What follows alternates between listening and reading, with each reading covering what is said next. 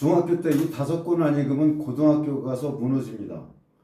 많은 부모님들이 아이를 고등학교 보내기 전에 이런 고민하십니다. 영어를 먼저 제대로 시켜야 되나, 수학 선행을 더 해야 되나, 내신 준비를 빨리 해야 하나, 그 다음에 또 국제학교 보는 애들은 뭐 토플이나 IELTS를 준비해야 되나, 학원 하나 더 보내야 되나.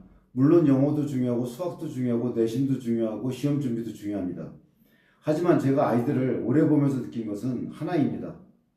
아이에게 진짜 먼저 필요한 것은 많은 과목 공부가 아니라 사람으로 살아가는 기본 프레임입니다. 고등학교, 국제학교에 가면 모든 것이 달라지겠죠.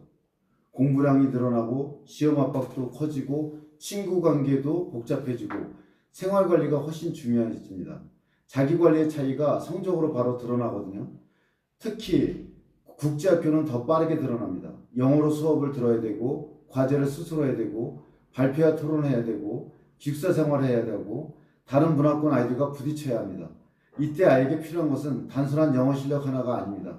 세상을 바라보는 프레임, 스트레스를 해석하는 힘, 자기 몸을 관리하는 힘, 사람과 관계 맺는 힘, 그리고 습관으로 움직이는 힘. 이 5가지가 있어야 합니다.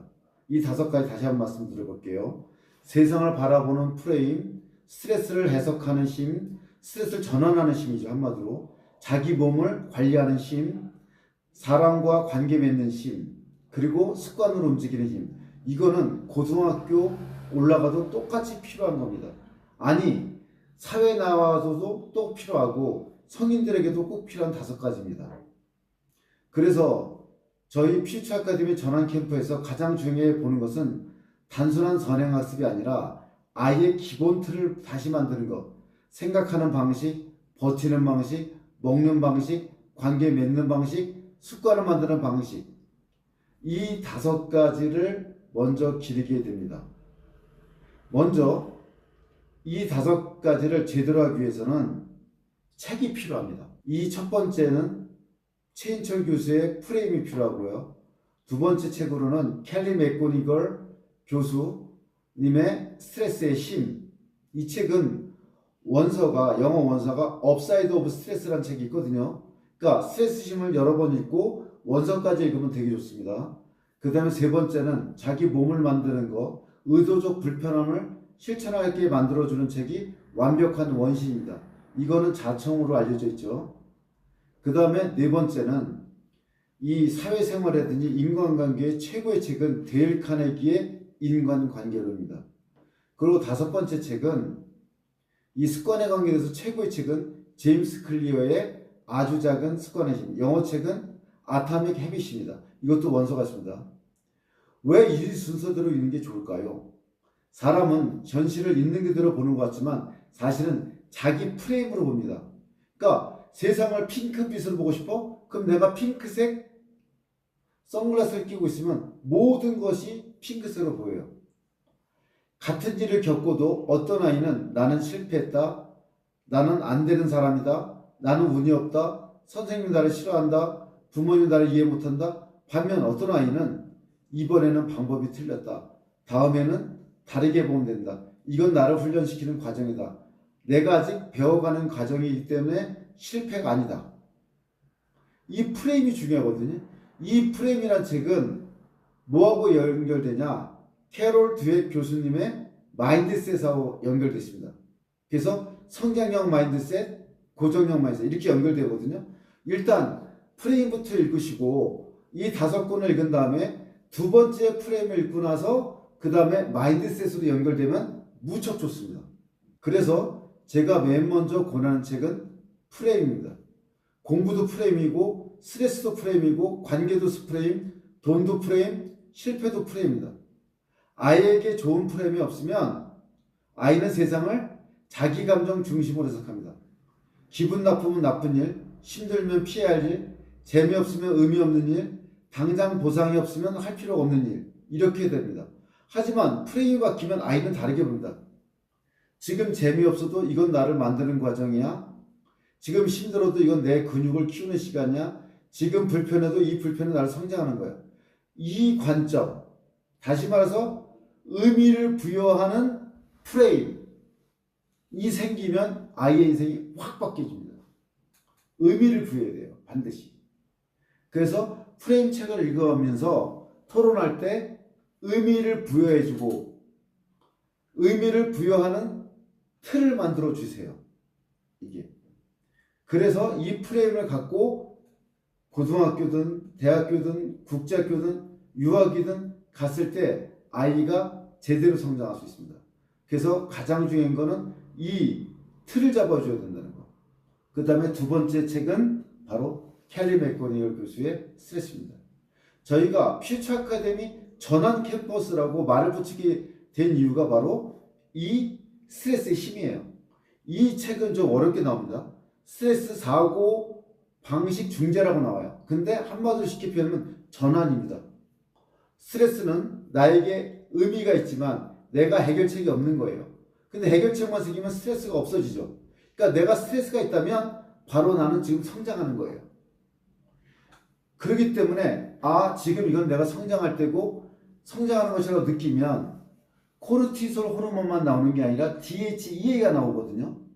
그 다음에 BDNF, 이 머리 좋게 만드는 호르몬이에요. BDNF는 운동할 때도 나와요. 그냥 운동하고 책을 안 읽으면 BDNF가 소멸되지만 손흥민 선수처럼 아버지가 운동시키고 책을 보게 하면 머리가 좋아지죠. 그래서 스트레스를 전환시키면 여러 가지 호르몬, 긍정적인 거, 우리 성장시키는 DHEA 나오죠. 그 다음에 BDNF라는 호르몬이 나오고, 그 다음에 옥시토신도 나옵니다. 이게. 그리고 내가 전환시켜서 오히려 성장의 기회를 만들면 성취의 호르몬인 도파민도 나오고요. 그래서 부모님들이 먼저 아셔야 될 게 뭐냐, 우리 애가 스트레스 받으면 어떡하지? 애가 힘들어하면 어떡하지? 이거부터 바꾸셔야 돼요. 스트레스는 네가 성장한다는 의미야. 지금 힘들면 제대로가 있는 거야. 그리고 이 책을 부모님이 같이 읽고서 같이 성장할 수 있는 가문을 만드시는 겁니다. 그래서 이 책이 정말 중요합니다. 스트레스를 전환시킨다는 거. 이게 아이의 성장에서 가장 중요하거든요. 이것은 아까 말씀드린 마인드셋, 성장형 마인드셋과 또 연결되어 있습니다. 그 다음에 이제 세 번째 책은 완벽한 원시입니다.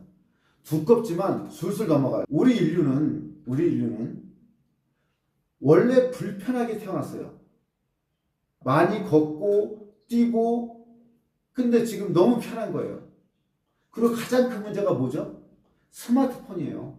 스마트폰은 노력 없이 행복감을 맛봐요. 이게 가장 아이한테 치명타거든요. 그래서 이 백미보다는 전미살을 먹고 숙면 취하고 그 다음에 단백질 섭취하고, 이 우리가 기분 전환할 때 가장 좋은 게 뭔지 아십니까? 바로 나가서 산책하거나 걷거나 운동하는 겁니다. 우리 몸을 움직여야 돼요. 근데 우리의 뇌는요, 계속 제가 말씀드리지만 쾌락 추구를 위한 거짓말쟁이 게으름뱅이에요. 그래서 남 탓하고 핑계대고 자기합리화시키고 그 다음에 인지부조화. 내가 이렇게 놀면 당연히 실패하는데 나는 괜찮다고 생각해요. 이 해소시키려고 해요. 부조화를 해소시키려고 합니다. 그리고 왜 우리의 뇌는요, 어떻게 하면 뺀질될까? 어떻게 하면 편하게일까? 서 있으면 앉고 싶고요. 앉아 있으면 들어놓고 싶고, 그러니까 항상 우리의 에너지를 적게 쓰는 쪽으로 가요. 근데 완벽한 원시는 반대로 말하죠. 불편하게 에너지를 많이 쓰는 쪽으로 가야 된다. 몸이 무너지면요, 집중력이 무너지고요. 집중력이 무너지면 공부가 안 되고요. 공부가 안 되면 자존감이 무너집니다. 자존감이 무너지면 아이는 더 쉬운 자극으로 가거든요. 그 쉬운 자극이 바로 스마트폰, 게임, 쇼폼, 자극적인 음식, 늦잠, 무기력입니다. 요즘 아이들은 의지가 약해서 무너지는 게 아니고요. 너무 편한 환경에 노출되었기 때문에 무너집니다. 배고프기 전에 먹고, 움직이기 전에 누워있고, 생각하기 전에 스마트를 보고, 조금만 심심하면 영상을 들고, 조금만 힘들면 침대에 눕고, 조금만 불편하면 짜증부터 냅니다. 그러니까 공부량이 늘어난 순간 무너지죠. 아침에 못 일어나고 수업 시간에 졸리고 밤에는 스마트폰을 보느라 늦게 자고요. 체력이 없으니 집중이 떨어지고, 집중이 떨어지면 공부가 밀립니다. 그래서 우리 몸을 세워야 되고, 우리 몸을 세울 때 가장 좋은 책이 완벽한 원시이고, 이분이 쓰신 게 역행자라는 책이 있어요. 우리 본능에 역행해야 된다는 소리죠. 우리의 뇌는요, 본능, 감정, 이성으로 돼 있어요. 그래서 내가 본능이 안 되면 모든 게 안 돼요. 감정이 나쁘면 공부가 안 됩니다. 그 엄마는 반대로 얘기해요. 야, 공부를 못하면 대학을 못 가. 대학을 못 가면 취직을 못. 맞는 얘기예요. 근데 우리 애는 지금 기분이 나빠. 그럼 기분부터 풀어주고 그 다음에 어루만져주고 그 다음에 얘기를 해주고 피는 겁니다. 그래서 역행자라는 책도 무척 좋거든요. 그래서 같이 읽으시면 무척 크게 도움이 됩니다. 그 다음에 아까 스트레스심에서 말씀 못 드렸는데 스트레스심이 어려우면 good G-O-O-D 스트레스라는 책도 있어요. 영어로 G-O-O-D 스트레스. 이게 좀 쉬워요. 스트레스심이라는 책은 쉽지 않은 책입니다. 그래서 부모님을 같이 보시고 G-O-O-D good 스트레스라는 책부터 먼저 보시고 스트레스심 보는 것도 하나의 요령입니다. 그리고 완벽한 원신에서 재미를 들렸으면 역행자를 보시는 것도 좋고요. 이렇게 확장해 나가는 겁니다. 책은. 그 다음에 아이가 이제 자기 몸이 섰어요. 그럼 인간관계에서는 가장 좋은 책은 바로 데일 카네기의 인간관계. 아마 1억 부 이상 팔렸다는 얘기가 있죠. 성경 다음으로 많이 팔렸다는 소리가 있는데 어쨌든 간에 그만큼 중요한 책입니다. 아이가 있잖아요. 제일 중요한 게 감정이 어디서 손상이 되냐면 인간관계 손상이 되거든요. 감정이 손상이 되면 공부가 안 됩니다. 그리고 가장 중요한 게 인간관계고요. 관계고 두 번째가 건강이고 세 번째가 돈이에요. 사람은요. 논리만으로 절대 움직이지 않습니다. 사람은 감정으로 움직여요.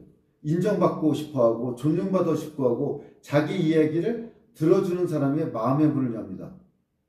데일 카네기의 인간관계는 아이들에게 아주 중요한 기본기를 알려줘요. 남을 비난하지 않고 상대방 입장에서 생각하는 거, 진심으로 관심을 가져주는 거, 상대의 이름을 기억하는 거, 상대가 스스로 중요하다고 느끼게 하는 거. 이건 단순한 처세술이 아니에요. 그래서 저는 1년에 한 번씩은 반드시 데일 카네기의 인간관계를 또 읽어야 된다고 봅니다. 왜? 우리는 이기주의자예요. 비난하는 게 익숙해요. 지적질하는 게 익숙해요. 그렇기 때문에 남을 칭찬해주기 위해서는 관심 있게 봐야 되고요. 그 다음에 이를 악물고 칭찬해야 돼요. 이를 악물고. 정말 힘듭니다, 이거. 그러니까 부모가 자식한테 왜 마찰을 빚으냐? 맨날 지적질만 하거든. 애가 자라났을 때는 동네방네 떠들어야 돼요. 확성기 되고서. 그래서 이거는 매년 읽어야 될 책입니다. 사람을 이해하지 못하면 절대 관계가 망가져요. 망가지면 공부 자체는 절대 안 됩니다. 사람을 얻지 못하면 기회도 못 얻어요. 사람을 대하는 방법을 모르면 좋은 환경에 가도 결국 고립됩니다. 그래서 반드시 이 책이 필요합니다. 그래서 관계를 잘하려면 먼저 상대방 입장에서 생각하는 것, 이 책을 반드시 읽어야 되고요. 그래서 제일 중요한 게 세상을 볼 수 있는 프레임이 있어야 된다는 거, 이게 제일 중요하고요. 두 번째는 뭐냐면 제가 말씀드렸습니까? 이 스트레스를 어떻게 해결할 것인가, 그 다음에 내 몸을 어떻게 세울 것인가, 완벽한 원신이죠. 네 번째는 인간관계를 어떻게 펼쳐가실 것인가, 그리고 내가 발전해 나가려면 바로 습관이 중요합니다. 이 습관에서 가장 중요한 책은 바로 아주 작은 습관의 힘, 영어 원제는 아토믹 해빗, 제임스 클리어 책입니다. 정말 좋은 책이에요. 그래서 좋은 습관을 어떻게 만들 것이냐, 나쁜 습관은 좋은 습관으로 이제 짚어 써야 돼요. 그래서 습관이 정말 중요합니다. 습관이 바로 나예요, 바로. 이게. 그래서 이 5권의 책, 이 5권의 책은요, 바로 인간을 만들어주는 시스템 책들이에요. 바로. 이것을 먼저 제대로 읽고 나서, 틀을 잡고 나서 자본주의 사회잖아요. 그 다음에 이제 역행자라든지, 그 다음에 부의 추월차선이라든지, 세이너의 가르침이라든지, 이 책 3종 세트를 또 읽지 않습니까? 여기에 이제 아웃풋 법칙같이 들어가면 더 좋고요. 그 다음에 이 전반적인 거, 남의 심리를 파악하고 싶다. 그러면 설득의 심리학 로버트 치알다니 시리즈가 있단 말이에요. 여기까지 이제 확장을 계속 시켜나가는 거죠. 세계사도 필요하고, 근데 이 모든 것의 근본은 이 5권이고요. 그 다음에 이거를 내 것으로 만들어야 돼요. 코넷 노트 필기도 하고 마인드맵도 하고 내 인생에 적용도 해보고 나 자신을 중심으로 마인드맵도 만들고 적용하고 실천하고 이 5권을 녹여서 하나의 스키마, 생각의 틀을 만들어 주지 않습니까? 그러면 부모가 자녀 교육은 다 끝났다고 봅니다. 근데 이 부모도 안 읽었어? 문제가 심각하죠. 부모부터 먼저 읽어야 돼요. 아, 내가 알아야지 애들하고 얘기할 거 아닙니까? 자기는 안 하면서 애들만 시킨다? 이건 말도 안 됩니다. 지금 당장 이 5권 사서 보세요. 만약에 살 돈이 없다. 비싸지도 않지만 살 돈이 없다. 그 사고방식 자체가 문제가 되지만 도서관에는 널려 있습니다. 요새 도서관 책들 안 빌려가거든요. 다 좋은 책이고 없을 리가 없어요. 다 베스트셀러니까. 아니면 도서관에 사달라면 사줘요. 쓰면은 빌려서라도 읽으세요. 아니면 북코어라고 중고책 그 사이트가 있거든요. 중고책에 가면 이 5권 합쳐서 2만 원이면 살 겁니다. 상태가 안 좋은 것들이지만 좋은 거는 뭐 비싸겠죠. 집안 식구 숫자만큼 사세요. 그게 내 자식을 살리는 지름길입니다. 명심하십시오. 이거부터 가르치는 것이 답입니다.